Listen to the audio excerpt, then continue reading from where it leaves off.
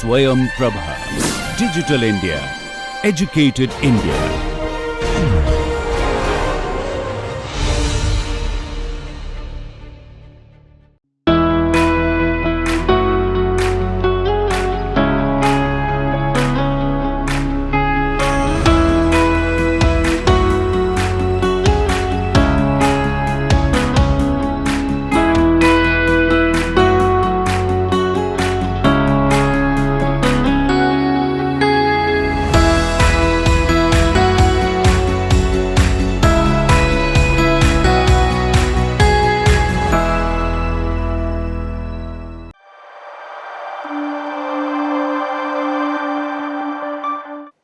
We have covered lots of topics, basic mathematical tools from various areas, analysis of vectors, vector spaces, matrices, multivariate calculus, optimization. I told you the other tools are probability theory, statistics, programming. I am assuming that you all have basic understanding of probability theory.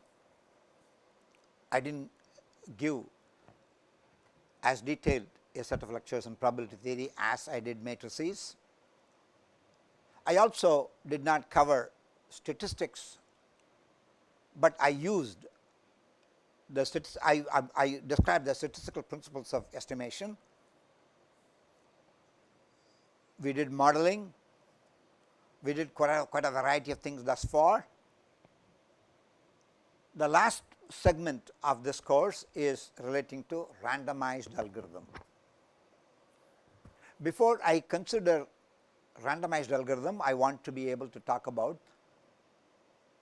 the mathematical challenges of big data analysis, a broad introduction. In the very first lecture we talked about that we are in an era of abundance of data. This abundance is largely due to advances in technology of sensors, wireless communication, large scale mass storage devices, large supercomputers. So, there is a steady shift from data sparse to data rich regime. It is estimated the amount of data doubles in every few years, 2 to 3 years. We also saw there are basic forms of data organization in the entirety of data science. First was time series, number of daily new COVID infections in the city,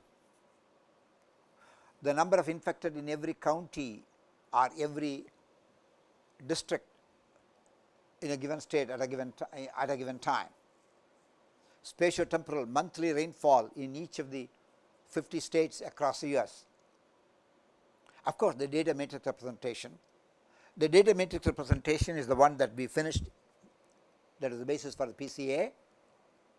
And this representation, here I am going to assume my matrix is to be consisting of vectors which are d-dimensional long. That means X is a matrix of size d by n, X is a matrix of size d by n. This d by n matrix can be geometrically thought of as I am having n points in a d-dimensional space, n points being represented as a d-dimensional space. So, this is a problem in discrete geometry, multi-dimensional discrete geometry of n points distributed in a d-dimensional space where d is large. Now, a note of on the notation. Sometime I assume the matrix to be m by n, sometime I am assuming this to be d by n. Really does not matter whether you use d or m. Sometimes we also talked about k by m, k by n. Row is the number of rows, column is the number of columns, it really does not matter which one you represent. So, here d represents the number of rows, n represents the number of columns. I have time series data, spatial data, spatio-temporal data, data matrix.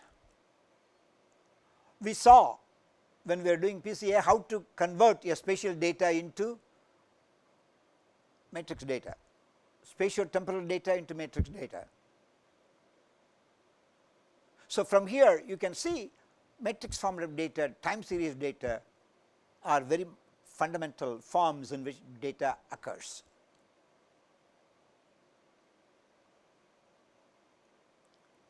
We all talk about big data. What is big in big data? So, if I am so in this analysis, since we know how to convert spatial data into matrix form, spatial temporal data also in the matrix form, I am going to start with matrix forms of data analysis in here. Time series data also can be thought of as a matrix form. Suppose I have 10 companies that are producing cars. So, 1 to n producing cars. I am going to be talking about the price of cars over the last 10 years. So, how the various manufacturers, various types of cars and their prices. So, 1, 2, maybe number of years. So, the type of cars, this could be a price of a particular make of a car, this is a particular type of a car in the particular year. So, that can be thought of as a data matrix, as a data matrix. So, we have already seen data arises from spatial temporal structure, spatial structure, time series structure, matrix forms. Here this could be a time series of prices of a car of a given make over the years. This could be a time series of prices of a car over the given years. So, even the time series can be converted into a matrix form. So, from here it becomes clear that matrix analysis of matrix forms of data is fundamental to data science. So, there are two variables in here. One is the number of data or columns, number of data items, that is objects, and the dimension of the space, that is representing number of rows. In general, n, the number can be large. In general, d, the dimension of the space of representation can be large, or in general both can be large. So, I am considering a large number of points being represented in a very large dimensional space. Similar measures for large applies to other forms of data organization as well, you can consider them. So, I am going, so what is the summary? Big data era is here. The data has two parameters to representation, number of objects, number of attributes. Both of them can be large or one of them can be large. So, what is the branch of science that dealt with big data analysis? Classical statistics. In classical statistics, in classical mathematical statistics, many of the results are asymptotic in nature. These asymptotic results were obtained by keeping d fixed and changing n to infinity. By keep fixing d and letting the number of samples increase without bounds, where the ratio d by n tends to 0, and that is the fundamental principles of statistical analysis thus far. So, the classical statistics readily deals with big data analysis, there the big comes from, for a fixed d, n, the number of samples becomes large. This is called the asymptotic theory of basic statistics. This asymptotic theory provides the basis for estimation techniques. In principle, infinite data, we cannot store infinite data in any memory. We cannot, infinity is something we cannot handle, but infinity can be approximated by large in the limiting sense. and that is what is called the asymptotic theory. So, big data analysis is not new. When you interpret big in the sense of large samples for a fixed day, large sample for a fixed day, that is what essentially classical statistics dealt with. So, what are the examples of classical statistical results? It is called law of large numbers. I am assuming some basic understanding of the probability theory. If xi's are the IID sequence, IID means what? Independent, identically distributed sequence of random variables. That means there is a black box that generates the random numbers.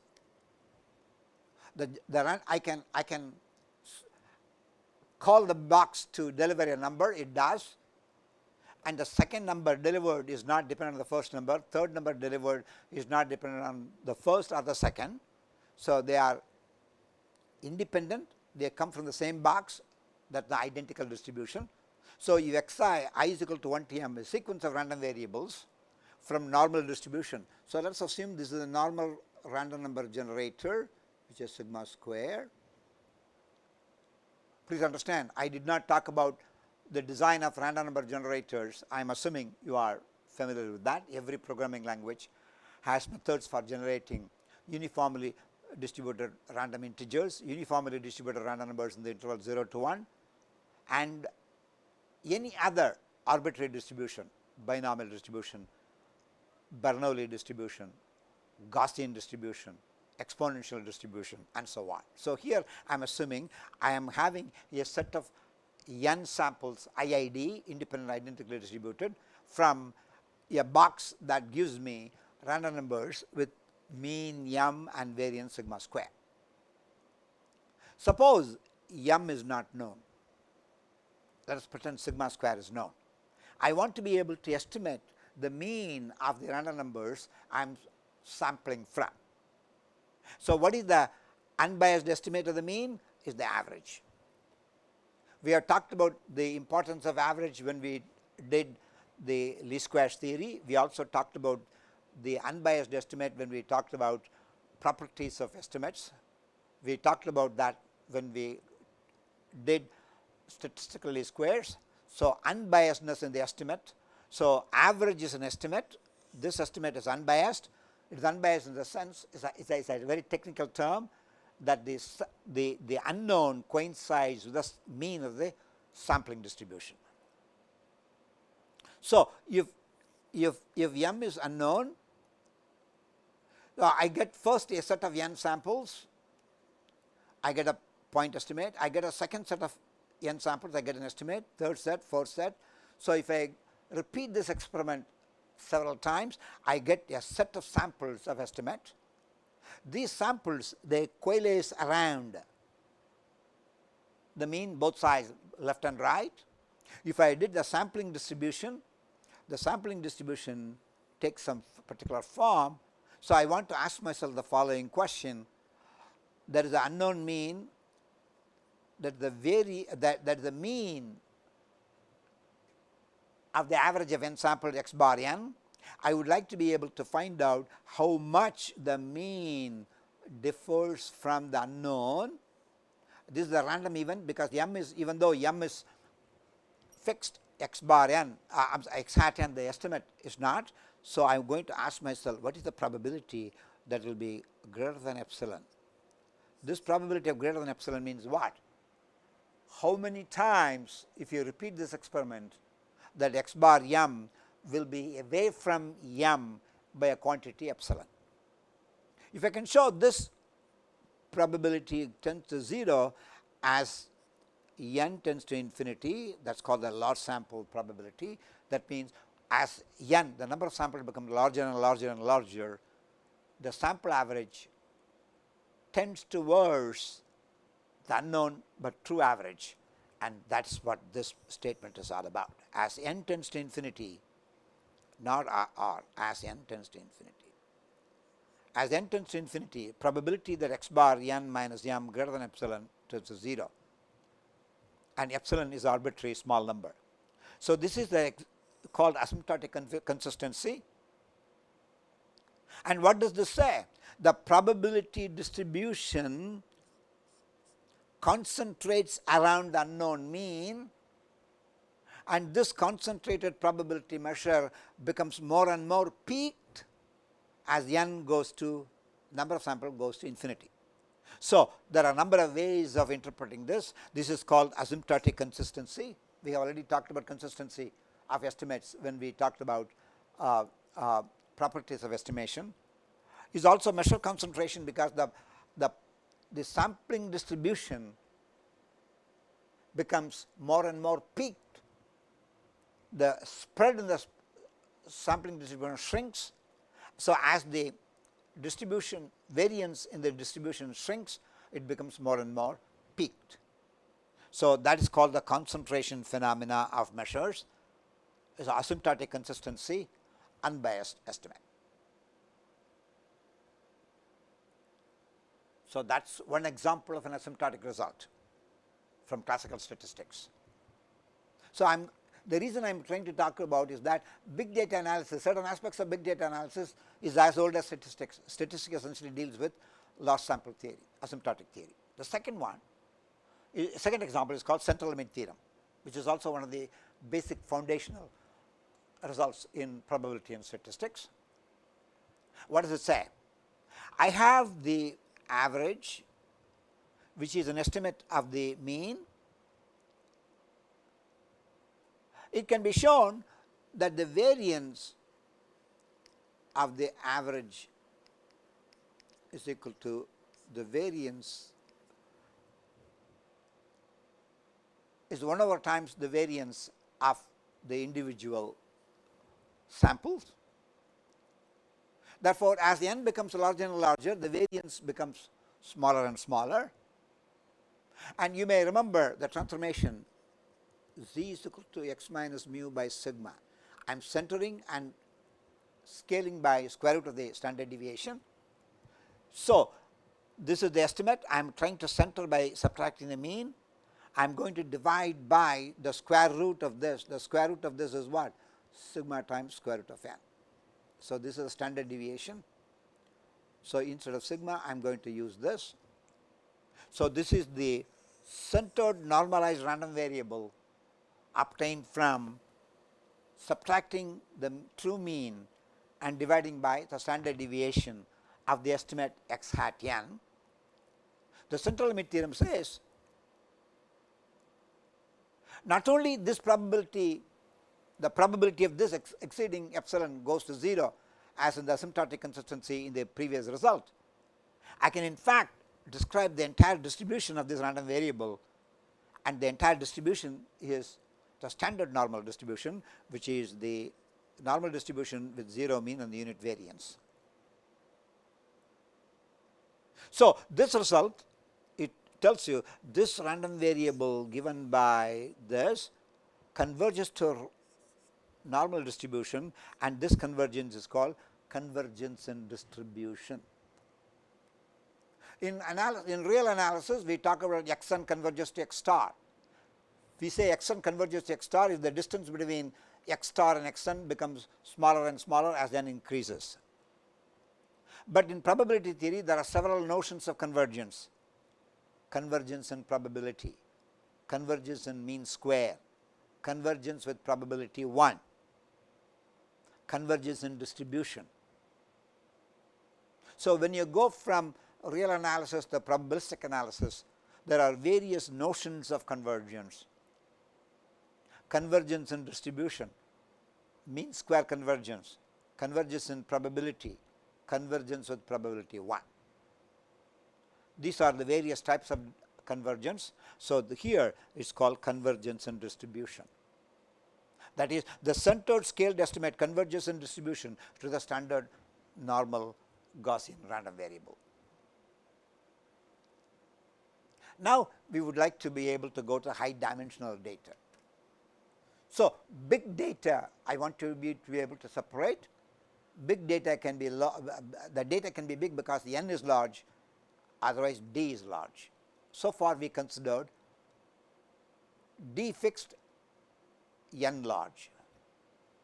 Now, I am going to consider the counterpart where d is large and n is smaller than d.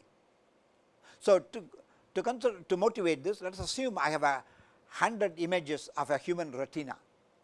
Human retina, we take images of the retina to be able to look for problems in the eye.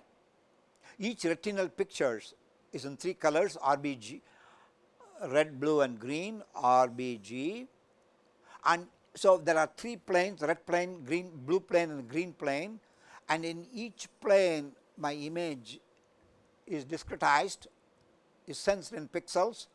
So, it is a 256 by 256. So, 256 by 256 is 65,536 pixel in each frame. So, there are 3 frames. So, all the 3 frames together I am going to have 196,608 long. So, what is that I have? I have a tall matrix, n is equal to 100, this is D, and D is equal to very close to 200,000. So, X is the data matrix. Here X is equal to D by n, where D is much larger than n. So, here suppose you are a scientist interested in analyzing medical images. You go and collect medical images from various hospitals. The number of medical images that you can get in a particular situation may be limited, 100, 200, 500 or 1000. But the images themselves in terms of number of pixels can be very large. So, we are going to have a D by n matrix where D is much larger than n. In this case, what happens in here? D over n does not go to 0 because n is fixed, D is large. So, D over n is alpha greater than 0. Hey, these are the 2 cases. One is D over n tends to 0, another case D over n tends to alpha greater than 0. So, this is the big data analytics, the classical statistics. This is the new era of big data analytics. New, this is the old classical result. So, when I say big data, that represents 2 competing circumstances. This has been thrashed out in statistics over the past 100 plus years. This is the new form of data analytics that has come to focus in the modern data science, in the modern applications of data science. So, now you should know what is big in big data. So, what are the implications? D over n is equal to alpha, alpha greater than 0. So, what happens in here? If you now consider applying many of the classical asymptotic results when n goes to infinity to the case where n, D over n is to alpha. So, the old result when they apply to the new problem, they do not give optimal result, they only give suboptimal guarantees. Hey, this is the first thing I want you to recognize. So, what is new in the big data? When D over n does not go to 0, it goes to alpha, alpha is greater than 0. So, the results that were applied for D over n going to 0 does not readily carry over to the case D over n equal to alpha greater than 0. It is this disparity, you can still apply, I am not saying it cannot be applied, but what is the consequence? It does not give best result, it only gives suboptimal results. So, this is the challenge. This challenge is meted out by a new specialty that is emerging, that is called high dimensional statistics, a non-asymptotic point of view. It is a wonderful book by Wainwright. It is published very recently, 2019. Please understand, some of the old books on statistics are well over 80 to 100 years old. This is hardly 5 years old. 5 years is just like yesterday. And there is another book in 2020, High Dimensional Probability, an Introduction with Application to Data Science. These 2 are 2 classic books, one from statistical perspective, another from probabilistic perspective. To me, these books represent the modern, provide the tools for analysis of big data in modern times. So, what is the basic idea here? dimensionality. There is a saying called curse of dimensionality. Big data problems, what is the curse? They take large time to be able to process. The word curse of dimensionality was coined by Richard Bellman, which is one of the greatest mathematicians of all times. He lived in our own time. He developed this idea of curse of dimensionality when he was developing the theory of dynamic programming. It was published by the Proceedings of the National Academy of Sciences in 1952. So, as early as 70 years ago, the challenges of high dimensional problem has been meted out, and he showed that high dimensional problems are going to be taking larger time, and he called this phenomena of high dimensional problem as curse of dimensionality. So, what is an example of a curse of dimensionality problem that arises in dynamic programming? Finding optimal solution to multi-stage decision problems. So, if I am working in the d-dimensional space, if I am interested in optimal solutions, it requires 2 to the power of d computation. 2 to the power of d when d is large is very large. So, what is an example of such problem? The popular reinforcement learning algorithm in AI is based on the theory of Markov decision processes, is an example of the application of dynamic programming, and these problems are inherently very, very difficult problem. Difficulty not in the sense of not being able to solve, difficulty in terms of requiring large volumes, a large amount of time required to analyze them.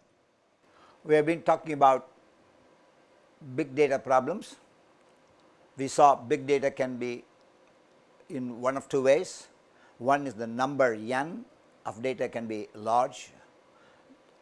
That is what classical asymptotic theory in mathematical statistics deals with. The other aspect is the dimension of the space representing the object D can be very large.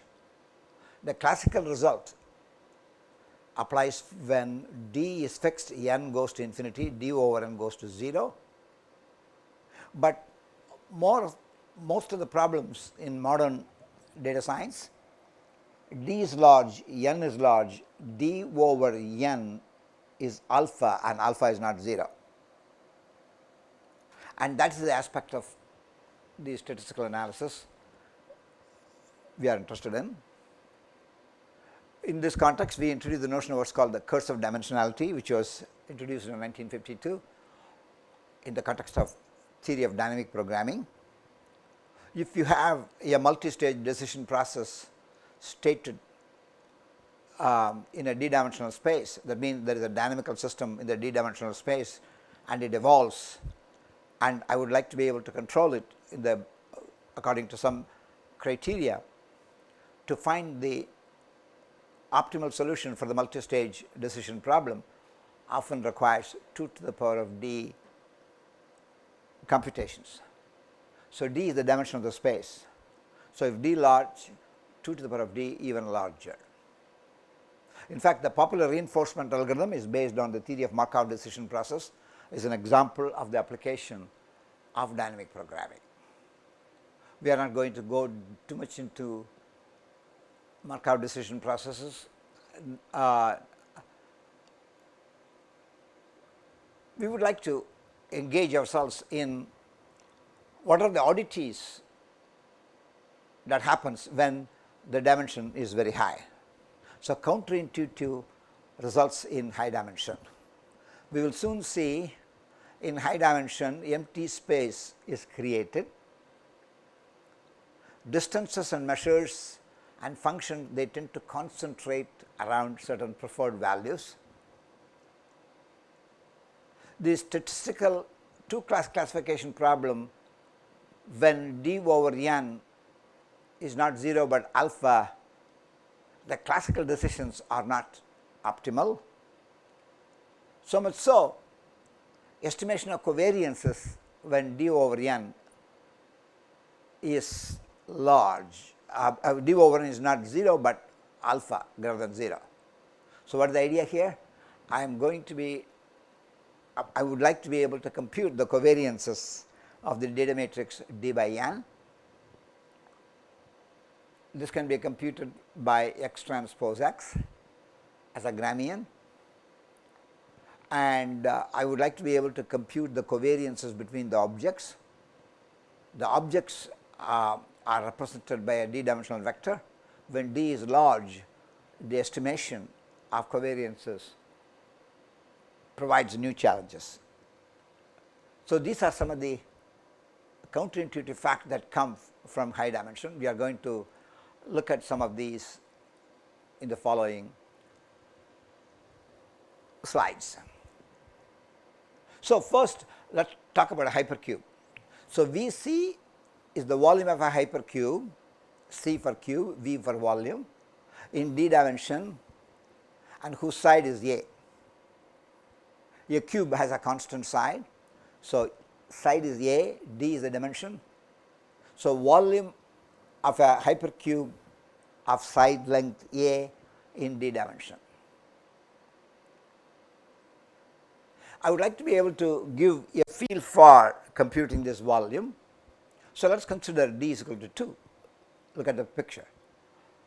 Let us assume A is 1. When A is 1, this is called the unit cube in 2D. AB is the diagonal. The length of the diagonal is 2 times OA. I can compute the length of the half diagonal, which is OA, using Pythagorean theorem as is in the picture. So, OA is 1/2 square root of 1/2 square plus 1/2 square. The length of AB is 2 times that of OA. According to this computation, you can readily see it is square root of 2, and which you already know. Now, let us try to generalize it to a d dimension. So, I have a unit cube in d dimension. Why is that called unit cube? A is 1. D is the general dimension, volume. So, we are going to be looking at this d dimensional unit cube. I would like to be able to compute. Ultimately, we are interested in computing the volume, but we are trying to compute other properties of the cube, namely the length of the diagonal. So, the length of the diagonal of a unit cube in 2D is square root of 2. So, what is going to be the length of the diagonal of a unit cube in d dimension? You can scale it up. So, AB is equal to 2 times OA. So, here we add 1/2 square plus 1/2 square 2 times. Here we are going to add 1/2 square to itself d times. So, it is the square root of the sum of 1/2 square, I running from 1 to d, and there is a 2 because AB is equal to 2 times OA, and this when simplified becomes square root of d.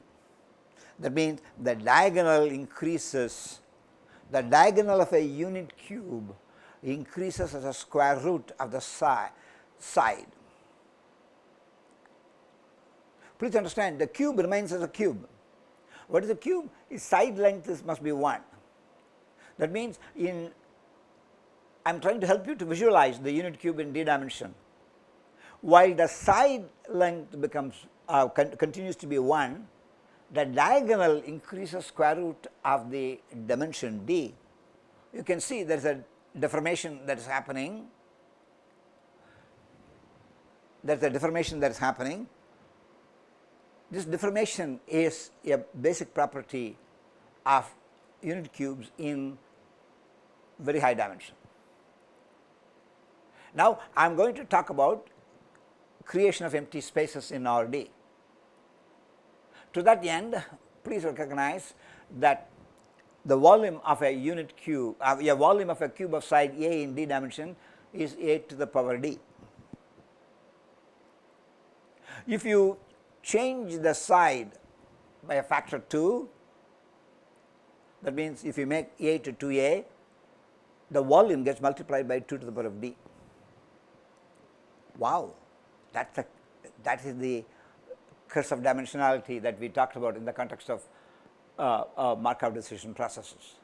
So, the volume of the cube grows exponentially when the sides are double the original size. This creates the so called empty spaces, and I am going to talk about the creation of empty space. To that end, I am now going to introduce the notion of a sphere in RD. Let V S dr be the volume of a sphere of radius r in d dimension. V S dr is a sphere of radius r in RD. Is the volume of a sphere in RD of radius r. It can be shown, it is a very simple calculation in using calculus. You can compute the area, volume using integration. So, using such standard formulas, you can verify that the volume of a sphere in d dimension of radius r is pi to the power d by 2 divided by gamma d by 2 plus 1. This is called gamma function. We will talk about gamma function a little later. Gamma function are extensions of the notions of factorial. In fact, gamma n plus 1 is equal to factorial n. While factorial n is defined only for integers, the extension of factorial is gamma function. Gamma function is defined even for real numbers. So, gamma half can be very well defined. I will talk about the properties of gamma function soon. So, for any integer k, gamma k plus 1 is k times gamma k. That essentially tells you gamma k plus 1 is equal to factorial k. That is one of the properties of gamma function. It can also be shown gamma half is square root of pi. So, first take it for granted the volume of a sphere of radius r in d dimension is given by equation 6. Now, I would like to be able to specialize the sphere to be a unit sphere. Unit sphere means r is 1. So, if I substitute r is equal to 1 in the formula for the volume in 6, you can readily see volume of a unit sphere in d dimension is pi to the power d by 2 divided by gamma of d by 2 plus 1. When d is even, gamma of d by 2 is an integer. When d is odd, it is not, but gamma is an extension of the notion of factorial. It can be, we all know factorial can be, so let us assume for the sake of discussion d is even. So, if d is 10, d by 2 is 5, is gamma 5 plus 1 6, gamma 6 is factorial 5. We have already seen that. Gamma k plus 1 is factorial k. Factorial functions, they grow very fast. They grow very fast. Factorial n can be approximated very nicely by what is called Stirling's approximation. So, for large n, as large as n is equal to 8, factorial n can be written as approximately written as square root of 2 pi n n over e to the power n.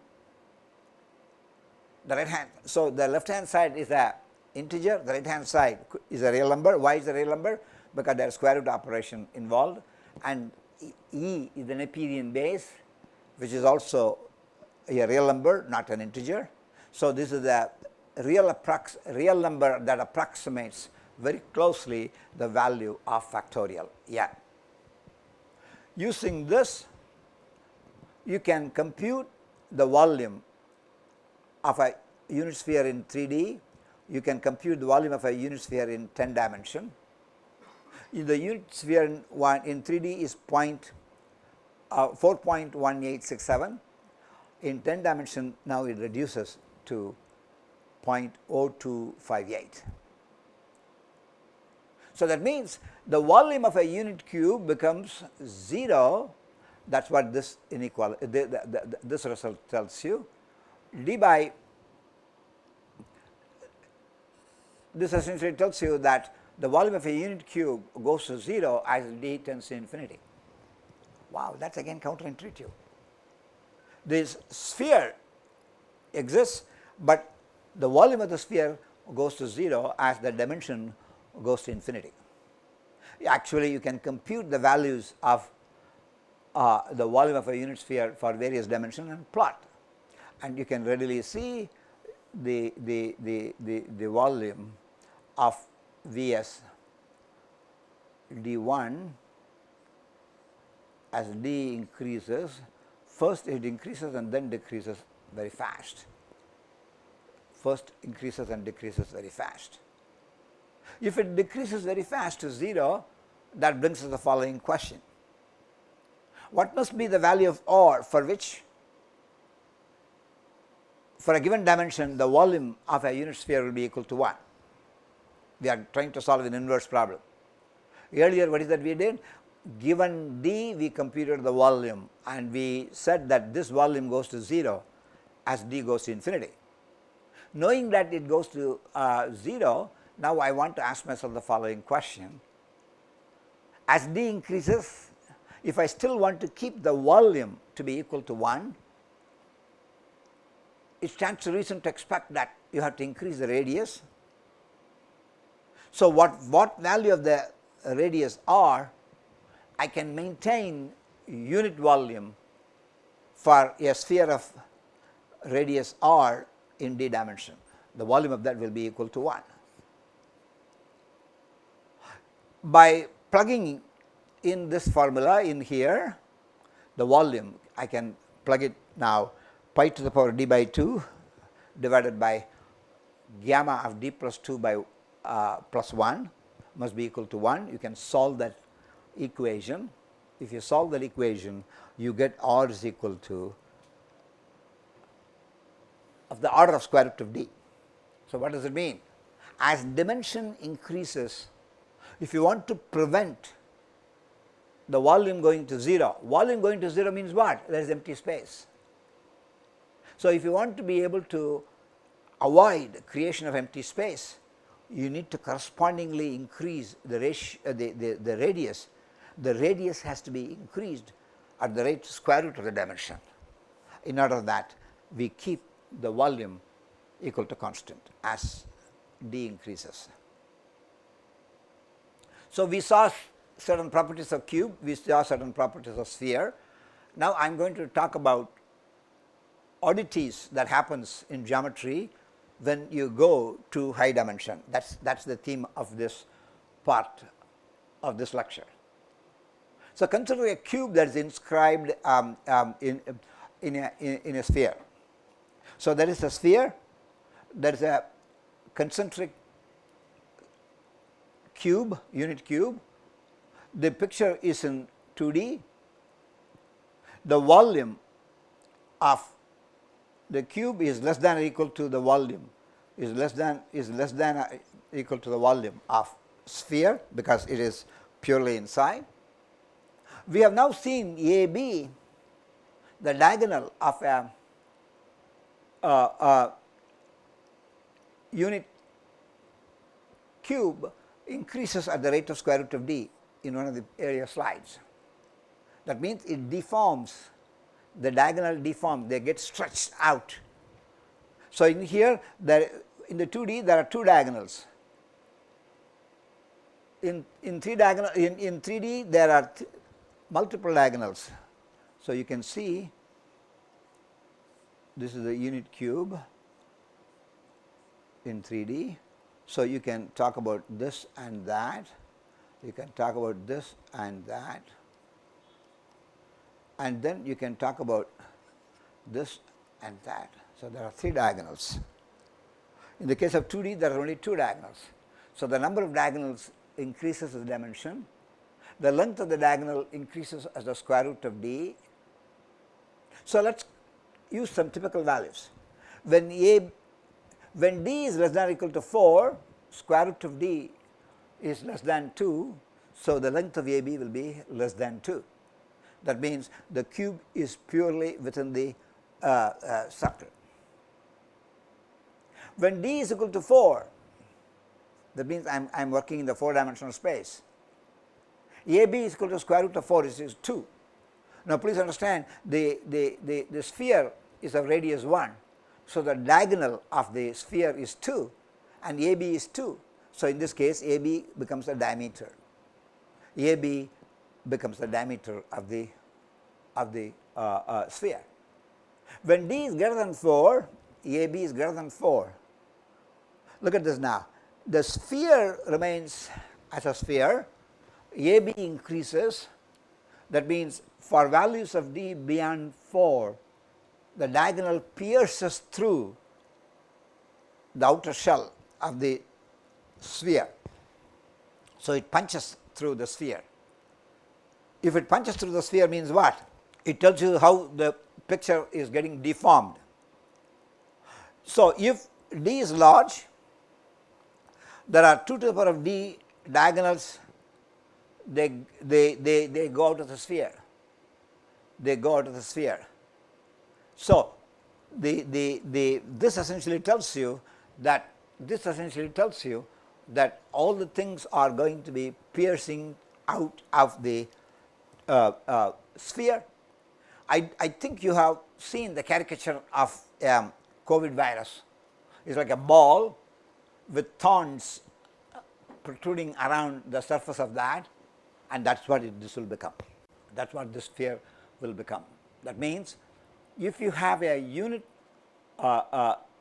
square or a unit cube inside a unit sphere, a sphere of radius 1, as D increases, what was totally inscribed inside the sphere now protrudes out. So this is again a counterintuitive phenomena in high dimension. Now I am going to talk about sphere in a sphere. So we talked about cube, we talked about sphere, we talked about cube inside a sphere. Now I am going to talk about sphere in a sphere. Consider 2 concentric spheres, one of radius small r, another big R. The small r is less than the big R. So I have, this is the smaller, that is the bigger, this is R, this is R. So I am now going to find the difference in the area, the difference in the volume. That gives you the volume of the annulus. The difference is given by the numerator here. The volume of a sphere of radius r in d dimension minus the volume of a sphere of radius little r in d dimension, normalized by the volume of the larger sphere. And this can be written as 1 minus Vs dr by Vs d capital R.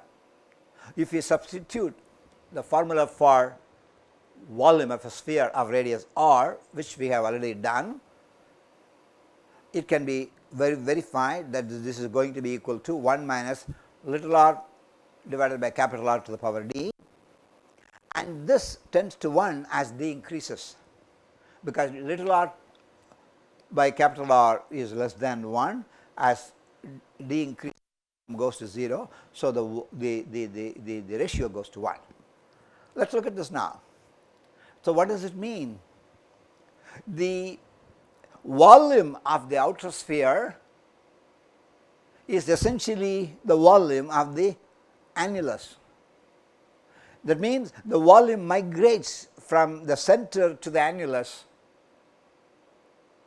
creating an empty space at the center, and there is a steady migration from center to the periphery.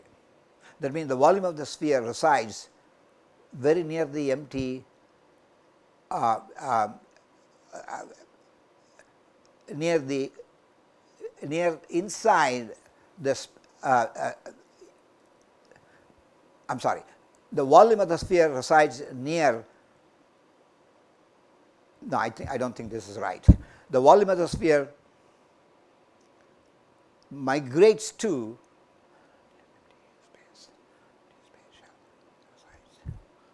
the volume of the sphere resides near the annular space. So the volume of the sphere resides near the annular space, which is a shell. So you can see the volume migrates out of the center, it migrates towards inside the outer periphery, and the center becomes an empty space. Now, I am going to consider the alternate thing, sphere in a cube. Consider a cube of radius 2r, consider a concentric sphere of radius r. So, the ratio of the volume of the sphere to that of the cube, The cube is of side 2r, the sphere is of radius r. We do know the volume of the cube is 2r to the power d. We do know the volume of the sphere is pi to the power d by 2 r to the power of d divided by gamma d plus 2 by plus 1. This, when you simplify, is equal to pi by 4 d by 2 to the power d by 2 times 1 over gamma of d by 2 plus 1, and that goes to 0 because gamma function increases as a factorial. So, as d increases, this ratio becomes closer and closer to 0. So, what does this tell you? The fraction of the volume of the cube trapped inside the sphere goes to 0 as d increases. So, you can readily see the volume of a sphere by volume of the cube, the ratio goes to 0. That means the mass inside here, inside the sphere, moves out. And where does it move out? It resides in the corners. These are the places where the mass moves, leaving behind an empty space at the center. So, the empty space at the center is created, and the volume of the cube is concentrated. Around its corners. So, here is the corner, here is the corner, here is the corner, here is the corner. So, the volume is concentrated around the corner. As you can see, I have white for the empty space and the black for the space that contains the volume. So, what is the essence of it? The essence of it is geometry of multidimensional space has to be understood in a very special way. When d is large, something counterintuitive happens. So, whatever we are used to in 1D, 2D, 3D does not happen, something else happens. The notion of creation of empty space at the center is the new phenomenon that comes in high dimensional geometry. So, that is the first lesson in high dimensional geometry. Please understand, why are we interested in high dimensional geometry? Because we are interested in big data. Now, I would like to talk about how distances behave. Again, I am going to do a mental experiment. Consider a cube in 2 dimension of side 1, which is simply a square.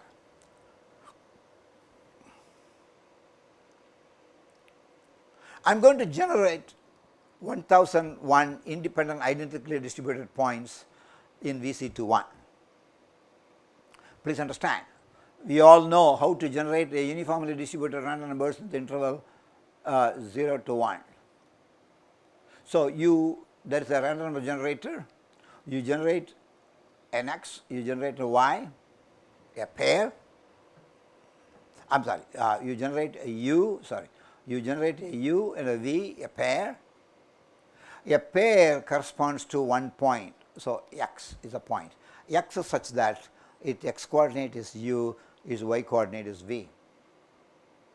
Y is such that its x coordinate is u1, v1.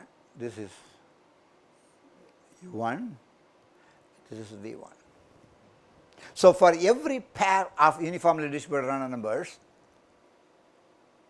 in 2D, I get a point. So, x is a point, y is a point.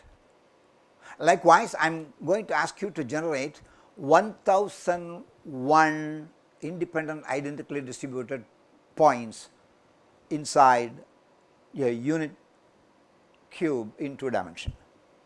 That means I am going to generate 1001 points in this unit cube. Fix one of them. That means let x be fixed. You have randomly generated 1001 point. You are going to pick any one of the 1001 point arbitrarily and fix it and compute pairwise distances for the rest of the 1000 points.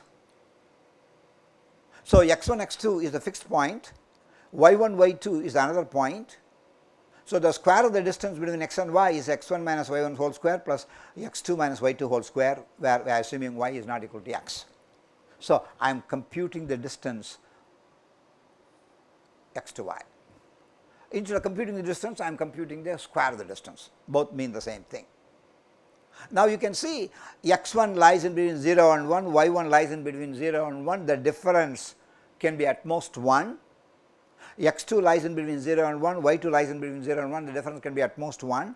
So, this could be 1 maximum, this could be 1 maximum. So, d square x comma y is no more than 2, is always greater than or equal to 0. It will be equal to 0 only when x and y are coincident. The probability that when you generate numbers IID from a uniformly distributed random number generator, it is quite unlikely that 2 points are going to be coincident. So, but allowing for the possibility, now you know d square x comma y is a random variable. Why this is a random variable? Because u, v are random. So, the position of x is random, the position of y is random, the distance between two random points is also random. Therefore, I have now what is that? What is that I have? I have 1000 pairwise distances between 1001 point generated the way that we have described. So, I have 1000 values of d square x y. If I draw a histogram 0 to 2, if you look at the distribution, there will be points which are closer to 0, there will be things which are closer to 2. So, they will be distributed in here. I can draw a histogram.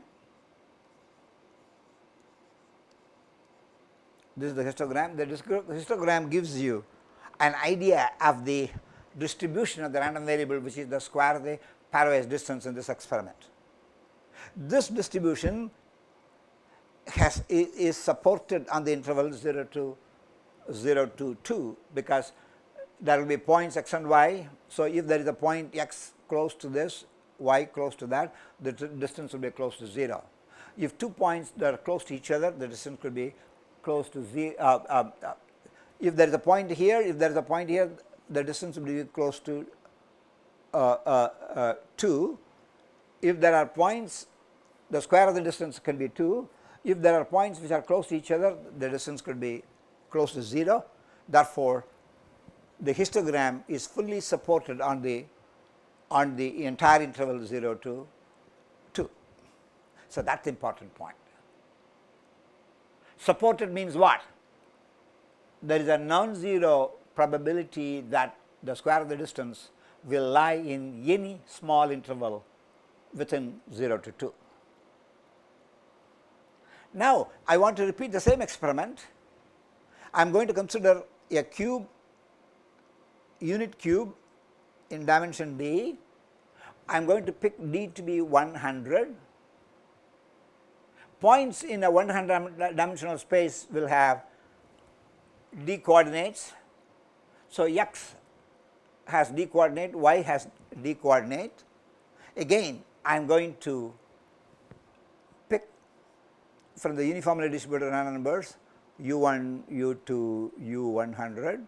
So, the first 100 is going to be the point x, the second 100 is going to be point y, the third 100, the fourth 100, 1000, 100. So, I am going to generate d times 1000 one number of random numbers. So, every set of consecutive d numbers will represent a point. So, I am going to have 1001 point distributed inside a unit cube of dimension 100. You can visualize just by extending the picture from 2D. You now know that the square of the distance is xi minus yi whole square. By the same argument, each of the xi minus yi can be either close to 0 or close to 1. Therefore, the total distance in here is going to be supported in the larger interval 0 to 100, 0 to 100, 0 to d is 100 in this particular case. Now, we want to ask ourselves the question. So, there are 1000 points in here. Why 1000 point? I have 1001 point, fix one of them, let us assume x is fixed. So, find the pairwise distance from x to every other point. I can compute the distances using 10. So, I have 1000 points which are going to be plotted here in this interval 0 to 100. Now, we want to ask ourselves the question, where will these points be concentrated?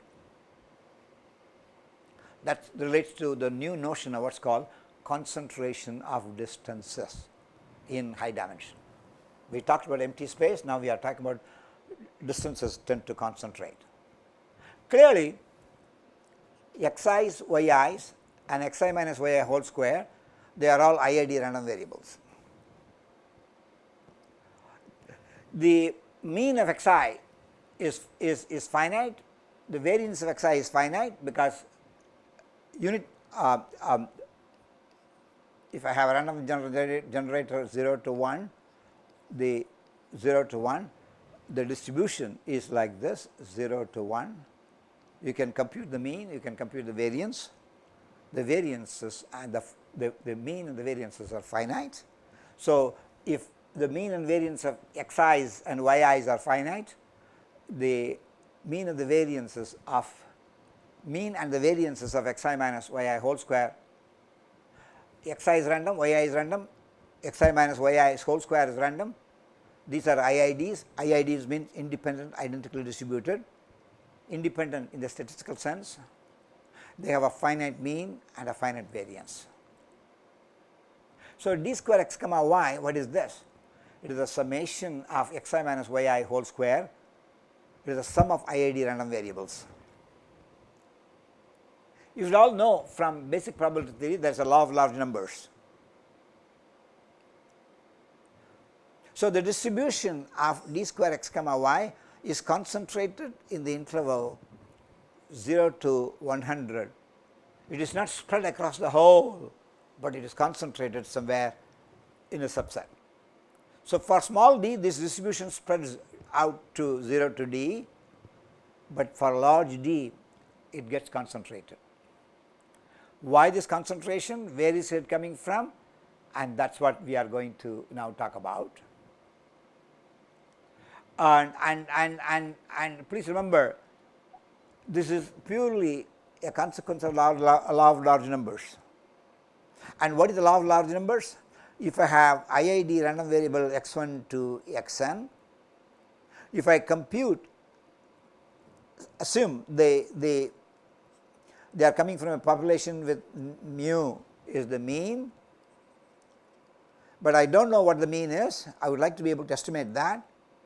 So, mu hat is equal to 1 over n summation xi, and we would like to be able to find the distance between mu and mu hat greater than epsilon, and what is the probability of that event happening.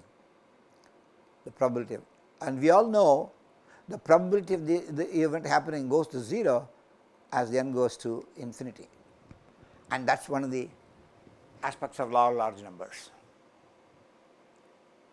That is one of the aspects of law of large numbers. That means, as the number of samples becomes larger and larger,